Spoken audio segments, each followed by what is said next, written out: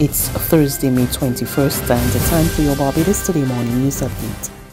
The Labour Minister adds his voice to the ongoing debate on salary cuts.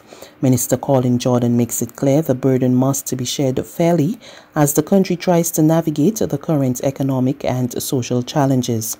And he's suggesting pay cuts for managers who require their workers to take a reduction in salaries. My position is that you cannot ask your line people to take a pay cut if you in management are not prepared to take a pay cut. So when I talk about equity in terms of our fairness in terms of sharing burden, it has to be across the board. In other news, a special task force dedicated to improving the island's tourism sector is up and running.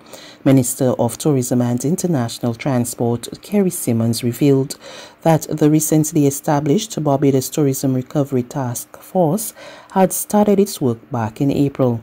The chairman is Director of Tourism Development in the Ministry of Tourism and International Transport, Dr. Carey Hall, while the deputy chairman is Peter Odo. The task force therefore has two mandates. One, the management of the COVID crisis, and the second one, the transformation of the tourism sector and the tourism industry in Barbados. And in that regard, we feel that we have done an adequate amount of service to the opportunity that now presents itself during this downtime. So what then is the Tourism Task Force about? First of all, its first mandate is that of the COVID response and managing that response. In doing so, there are 4 committees which have been set up, or subcommittees of the task force. The first one is chaired by Mr. Peter Odo, chaired by Mr. Peter Odo, who is the actual deputy chairman of the Tourism Recovery Task Force. Dr. Carey Hall is the chair of the task force. And that first committee had as its mandate a review of the operations and to think through the operational sustainability and finance issues which are now confronting the sector. Addressing a Zoom press conference, the minister said the sector has been facing unprecedented challenges. These challenges impact, most importantly, the workforce, because almost everybody who works in tourism has now lost their job. The second consideration, obviously, and I shouldn't even say second, but of equal importance, is that of the financial circumstances confronting the attractions, confronting the hotels, confronting the restaurant sector, confronting every aspect of the tourism business in Barbados. And then there's another major issue which we are trying to grapple with as well, and that is the fact that we obviously have to do a lot of business with external agencies who themselves are in no better financial position than we are, and in some instances worse. And they have become bad debtors, and they owe a lot of money to a number of enterprises in Barbados. Also speaking during the press conference was Dr. Carey Hall, who announced the launch of the Barbados Together continuous e-learning program. She said its mandate is to provide recommendations for the planning, coordination and delivery of human resource development programs to prepare the frontline workforce for the post-COVID-19 reopening. One of the biggest objectives of what we're trying to do here is to make sure that once the industry recovers, we will be achieving a competitive advantage through our people. A renewed, retooled, retrained cadre of professional, technologically savvy, creative, competent, professional tourism, indirect and direct frontline workers. That is the ultimate goal. Now, what is also important is we would like to reassure, the word there is very critical, to reassure, empower, and equip our workers, to inspire confidence in them that there is a plan in place to respond aggressively amidst the setbacks of the COVID pandemic. One very important thing that we are attempting to do here is to let our people know we got you. We got this. Because I know they're out there, they're afraid, they're anxious, and we must let our people know we're just not sitting here on our hands. We are using this time to mobilize and to prepare for when the industry bounces back, and that there is a plan to give them some reassurance that all will be well in the end. Barbados' dairy industry is in a fragile state. Owner of Walker's Dairy Farms, Paul Davis, made the disclosure as he addressed the Argentina-Barbados Milk Sector Table Cooperation virtual meeting yesterday. He said the sector was facing numerous challenges, including cash flow problems and a declining national herd count. So as a result, we've had to take a more expensive route and import animals, well, some farmers at least, from the US.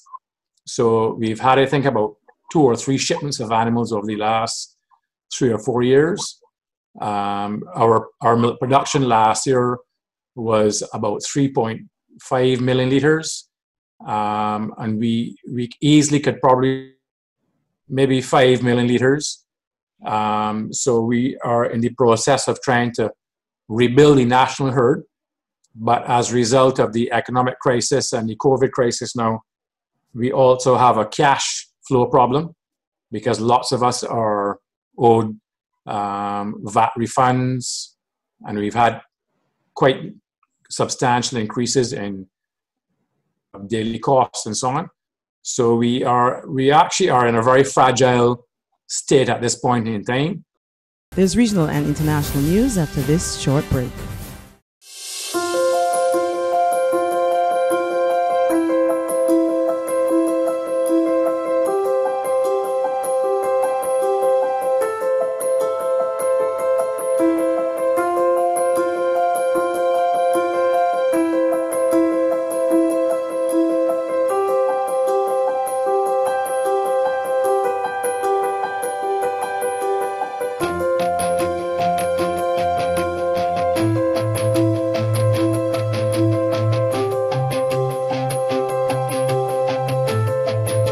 Barbados Today, news you can trust. To developments in the region, Bahamas Prime Minister Dr. Hubert Minnis defends his government's decision not to reopen several islands as opposed to others as the country continues to battle the COVID-19 pandemic.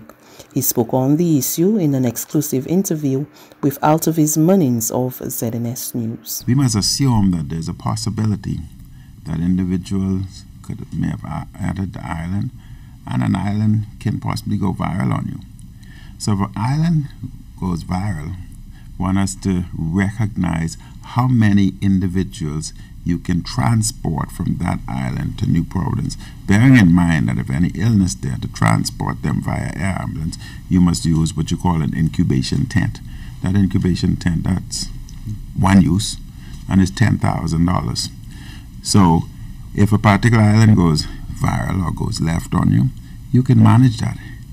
If you open up all and 2 go viral on you, you have a catastrophe.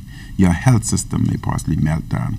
So whatever we do, we must take into consideration our capacity to manage, our capacity to transport. Yes, they are sterile at this time, but we must assume that if anything goes wrong, we must be on top of it, never catching up. And finally, on the international scene, the World Health Organization expressed concern about the rising number of new coronavirus cases in poor countries, even as many rich nations are emerging from lockdowns. On Wednesday, the WHO's Director General Dr. TODOY revealed that 106,000 new cases had been recorded in 24 hours, the most in a single day since the outbreak began in December. We're very concerned about the rising numbers of cases in low and middle-income countries.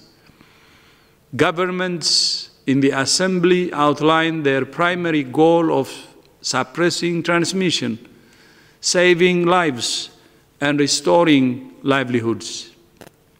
And WHO is supporting member states to ensure supply chains remain open and medical supplies reach health workers and patients. As we battle COVID-19, ensuring health systems continue to function is an equally high priority, as we recognize the risk to life from any suspension of essential services like child immunization. That's news. But for the very latest, visit us at www.barbadostoday.bb. You can also subscribe to our e-paper, email updates, or like us on Facebook, and sign up for our breaking news alerts via WhatsApp. We're also on Izumi Media in bus terminals, as well as screenplay at supermarkets and gas stations near you. And you can also hear us on Mix 96.9 FM and Capital Media HD 99.3 FM.